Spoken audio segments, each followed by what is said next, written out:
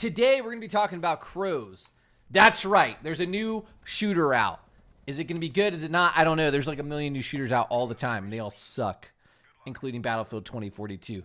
I digress. Okay, let's actually talk about CROWZ. So it's a Korean developer that's making the game, and they're called Royal Crow.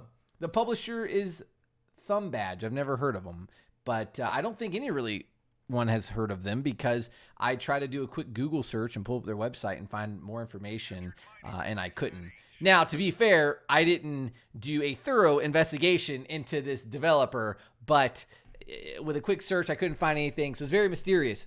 So when this game came out for the public to really try for the first time in their beta test, it was news to a lot of people. We didn't have any information before this.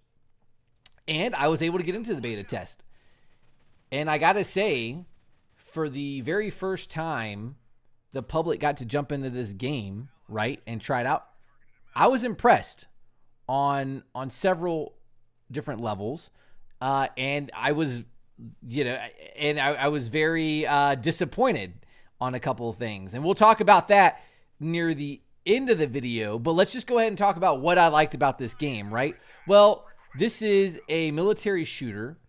Basically, you're playing as mercenaries, and there's two different game modes. There's a squad on squad game mode, and I forget what it's called. Let me tell you. Let me just scroll down here. It's called Squad Operations. There we go. There we go. So basically, you're all searching for this resource on the map, and you're trying to secure QON in an open world map, and basically you have to secure as much as you can, and I think you extract potentially. So that could be a cool game mode. But the game mode that we got to test is called Blood Zone, and Blood Zone is basically, instead of all these different mercenaries from different, that kind of have their own banner, right, that fall under different allegiances to different countries. The Blood Zone mode is like this massive 32 on 32 player battle, and basically the mercenaries kind of squad up into two different factions and kind of get together to fight a big war to obtain more resources because it's more profitable, right? Anyway, that's the game that we played. I was actually surprised by the scale of the game. 32 on 32, that's really cool, right? That's like old Battlefield stuff. Matter of fact, maybe Battlefield should have stayed 32 because 64 is not working out too well for the new game. But anyway, so I was impressed with the scale of it. I really like that it's a first-person military shooter. And it's a third-person shooter. I'm a huge fan of SOCOM, U.S. Navy SEALs. SOCOM, U.S. Navy SEALs, greatest game of all time, in my opinion. SOCOM 2, I should say. And I love third-person tactical shooters, or even arcade shooters, right? Because kind of SOCOM was kind of that, like, it was tactical in a sense. It was like really lethal and required a ton of teamwork, which is kind of staples of tactical shooters. But it also was arcadey in that the movement was very free and you could have strafe battles and fight each other. So I like that it's third and first person. So going into what I like about the game, and speaking of gunfights, I enjoyed the gunfights. So the gunfights are really fun. You could actually fight in first person and third person mode. It was really fun. May I even dare say that some of the third person gunfights that I experienced, and you'll see here on the screen that you're watching, they are reminiscent of SOCOM, and I had a lot of fun. And I actually had some really good kill streaks because of it, because I'm used to fighting like that, which is fun. The first person was good too. I had some first person gunfights, and anytime you go down your sights, it's first person. I enjoyed that as well. I do think the gunfights need a little tweaking as far as like how the guns feel, but overall it was fun. Another thing that I liked about the game was the setting. It's really beautiful. It's set in the Cayman Islands, so there's snow, and it's there's trees and bushes and like these really cool cobblestone villages and roads, and I just thought the setting was really cool. And it's set in autumn, which I love that. I love autumn. So it was my favorite times of the year. Halloween's my favorite holidays. So yeah, I really like the resource management, because what happens if you get all these kill streaks and you do these different things, you get money, and then what you can do with that money is you can actually call in resources on the map, and those resources are like A-10 airstrikes, which is really cool. You can call in UAV drones, which is neat, so that way enemies will pop up on the mini map for all your teammates, and it's specific to that area where the UAV is called in at. You can call medic kits in, and you can call rocket launchers in.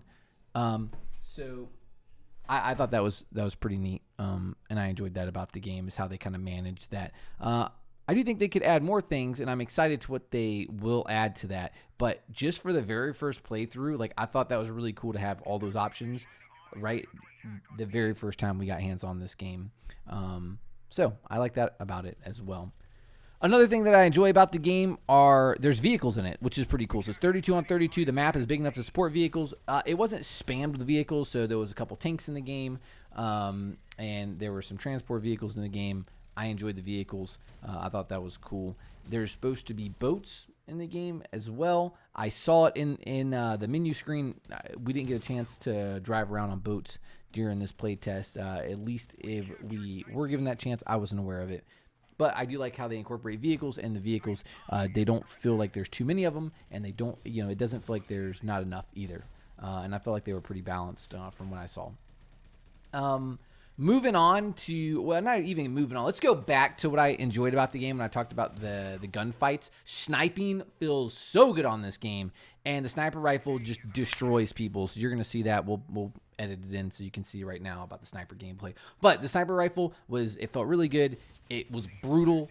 It decimated whoever you shot. Now, if they were further away, it would take 2 shots, especially if you hit them below the waist. But I really liked how lethal it was. There's nothing like playing a shooter and lining up a really close shot with like a 50 cal sniper rifle or a 338. You know what I mean? Like Lapua round, and you fire at somebody, they just eat it. Like, oh, this vessel is really powerful. Like, you know what I mean? It's still on still, man. It's like, I don't know, man. So it felt really good whenever you shot somebody. They would go down immediately, which I enjoyed. Yeah, so moving on to what we don't like about the game. What did this beta, when I played it, was like, holy shit, this is definitely indie dev, and it's definitely going to be a free-to-play game. No, actually, overall, the beta was fun. But there's one thing that will absolutely kill this game on launch, and one thing that's huge, and I don't want to underplay it by saying like there's all these great things about the game.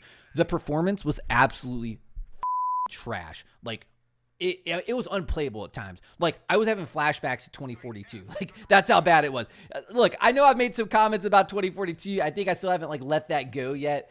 But it really like I was getting like 25 frames. Like I have an RTX 2080, a Ryzen 9 3900X, 32 gigabytes of RAM. Like my PC is like not the best, but it's definitely it's definitely up there. I would think in the higher mid-range build or lower high tier build. So like, it was just crazy, man. Like the frame rate was absolutely terrible. And so I don't even know. Like maybe gunplay does feel a lot better. When I talked about maybe they need to do some weapon reworks as far as like how the guns feel, maybe they actually do feel good, but it was getting like 20 frames. So it was really unplayable at times. And it's the worst part about the game. Matter of fact, I said when the devs sent me a survey to fill out, I told them, I said, if you launch this game in early access, I don't give a shit, free to play. If you launch this game in early access and it's not optimized and you're getting 20 frames like you are during the beta or the, whatever the play test was that we played, I think it's calling it a beta, like they call it a global beta, like it will be dead on arrival, because very, very, very rarely do, especially indie games, get a second chance on Steam, because it will get review bombed on Steam. If people load into this game and they're getting if I was getting performance with my PC, the majority of people I think are going to be getting bad. I don't know anybody, even with like the god tier PC, that was getting good. It was just really terrible. The ping was really, really high too. Now, my understanding of the ping was the devs did say, I think they put out something that was saying that they only had a US server, so we were connecting with like tons of people from Asia and all over the world, and so it was just making the experience not pleasant as far as ping goes. Anyway, those are my initial thoughts on this game. I think it's got a ton of potential. I'm excited to continue to cover CROWZ, and especially after like the 2042 launch, and being so disappointed and really not having a good third-person tactical shooter to play other than Ghost Recon, Breakpoint. Like Breakpoint has gotten so much better, I think. But yeah, I'm just excited for a new experience, and I think this game has a ton of potential if they listen to the community. And develop it with the community in mind, and I mean they've got to fix the performance.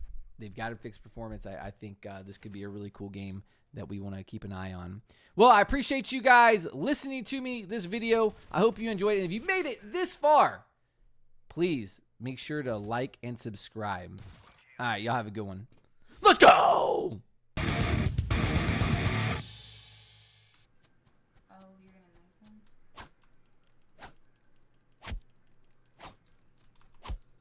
What? Oh, look, I'm like putting... Got him! Alright, I'm gonna need them to buff the knives. It was cool though, you could actually see slash marks. They're gonna need to buff that though.